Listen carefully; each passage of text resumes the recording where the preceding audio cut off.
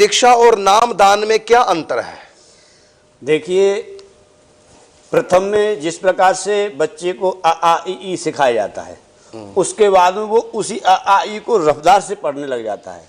तो ऐसे ही हमारे यहाँ प्रथम में नामदान इसलिए दिया जाता है, ये नाम और रूप इसमें कोई भेद नहीं है, नाम नामी में कोई भेद नहीं है।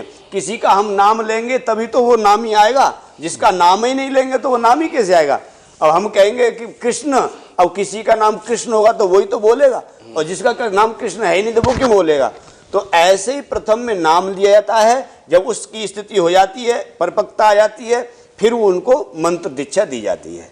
ऐसी परंपरा हमारे यहाँ दी बताई गई है। बिल्कुल, अभी आपका प्रश्न था कि दीक्षा और नाम दान में क्या अंतर है, तो आपने अच्छी प्रकार से समझा दिया थोड़े शब्दों में ही कि नाम दान तो सीधा सीधा नाम राम कृष्ण हरि आदि नाम प्रभु के दे दिए कि अब इन नामों को जपो, और जब आप नियम पूर्वक नाम जप करेंगे कुछ समय के बाद आपकी परिपक्वता देख करके, निष्ठा देख करके कृपा पूर्वक फिर संत दीक्षा का दान करते हैं। दीक्षा संस्कृत में होती है, जो परंपरा से प्राप्त होती है। दीक्षा वही जो मंत्र भगवान से प्रारंभ होता है और शिष्य दर शिष्य होते होते हमारे तक पहुँचता है, उसको नाम है परंपरा।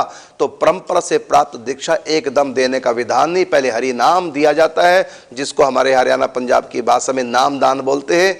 तो उन संप्रदाय में तो खाली नाम दान होता, दीक्षा वहाँ है ही नहीं किसी भी संप्रदाय में। मैंने देखा दीक्षा तो इन 4 संप्रदायों में है, और इनके अंतर्गत जो उप संप्रदाय, इनके पास सनातन धर्म के पास दीक्षा है, और कहीं दीक्षा नहीं, और जगह तो नाम दे देते हैं।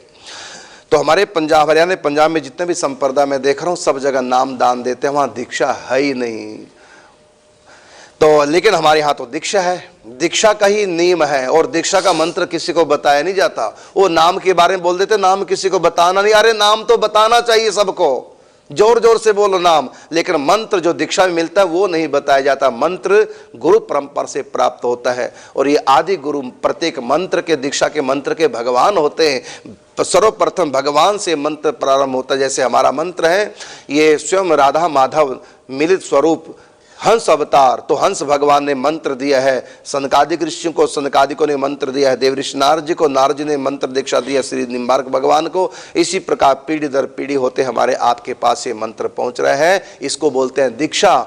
और जो नाम है सीधा, जैसे राधे कृष्ण कृष्ण कृष्ण राधे राधे, राधे श्याम श्याम श्याम राधे राधे, या अन्य अन्य बहुत से नाम, हरे राम, या श्री राम जय राम आदि आदि नाम, ये नाम है। तो पहले नाम दिया जाता है हरि नाम। नाम जपते जपते जब साधक की परिपक्व अवस्था आती है, उसकी निष्ठा बढ़ती है, और नियम पूर्वक जब नाम करता तो संत कृपा करके फिर वो जो अनादि मंत्र है उस मंत्र की से दीक्षित करते हैं। महाराज जी, वो भी तो है क्या, जब बच्चे का जन्म होता है, तो बच्चे का जन्म हो गया, उसके पहले उसको राम कृष्ण कुछ कहते हैं क्या?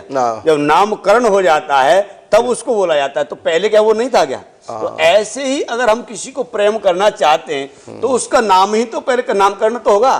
तो इसी ऐसे ही यही विधान है, पहले नामकरण कर लो, फिर ठाकुर जी से प्रेम स्वतः हो जाएगा, और जब नामकरण हो जाएगा तो फिर आपका अपनत्व यानी घर का जैसा हो जाएगा संबंध। तो कभी भी बुलाओगे आप राधे कृष्ण पधारो तो तुरंत चले आएंगे, जिसका नाम जैसे लिया वो चले आए। तो ये नामकरण की महिमा है। और मंत्र क्या है? मंत्र है हृदयगत। जब आपके हृदय में जब विराजमान हो जाएंगे तो मंत्र के लिए क्या है कि मुंह नहीं फाड़ा जाता है, मंत्र को जोर से नहीं बोला जाता है, क्योंकि जब जोर से चीख रहे थे हम, तब चीखने से क्या हुआ, ठाकुर जी ने सुन लिया और वो हृदय में आ गए। अब मंत्र करो तो भीतर भीतर आप निकुंज उपासना करते रहो और मंत्र जाप करते रहो। बिल्कुल ये है।